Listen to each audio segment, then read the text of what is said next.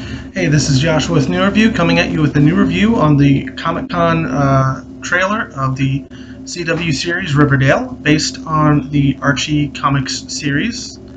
Um, kind of like with Shadowhunters, this is a little strange, but I started watching because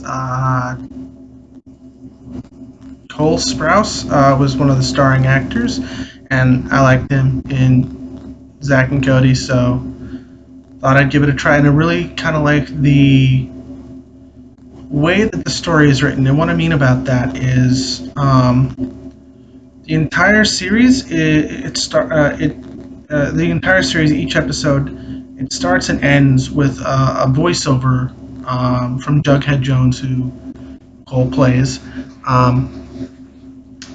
and it kind of sets up the theme and lesson from the episode, which I kind of liked.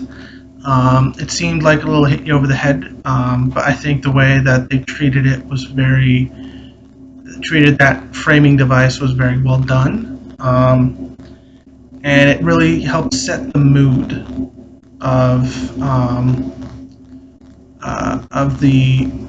the series, because what I've never read Jughead or Archie comics or whatever, which is what this series is based on. But from what I know of it, it's a lot more lighthearted and happy-go-lucky, which kind of I think stems from when the series was originally started, because the 50s was kind of like, for America, this happy-go-lucky time, which makes sense because that was what was culturally felt at the time.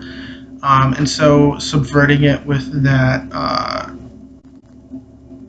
different tone, I think, really helps it. I mean, there are lighter moments in the series. There's actually an episode where they kind of parodied what the characters would have looked like costume-wise, which I found kind of interesting.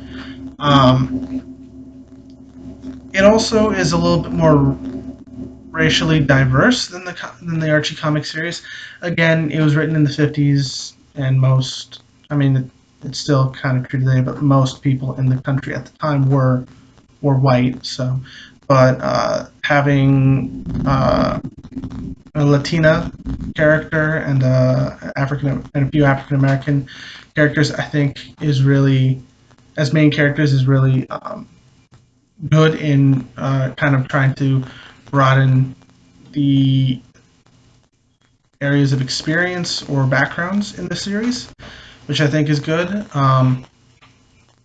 And the trailer, what it set up is kind of like the aftermath of the season finale. And what's interesting about Riverdale is that it was a second half of the season premiere, and they're already getting ready to premiere again the second season in October, on October 11th specifically. So it's a really quick turnaround. I know if other B-side seasons, B-side season series have done it before. Um, some could say that harms the quality, and it really just depends on um, on the writing and the acting and the directing. Um, Slightly in a different order: writing, directing, and acting. I think in that order make or break a series, and can kind of mask bad acting or bad directing. Although if you have bad writing, it's really hard to kind of mask that. Um, and it really is adding to the character development of the characters. And of course, the trailer also included bloopers, which was kind of funny to watch. Another final thought before I close this video out.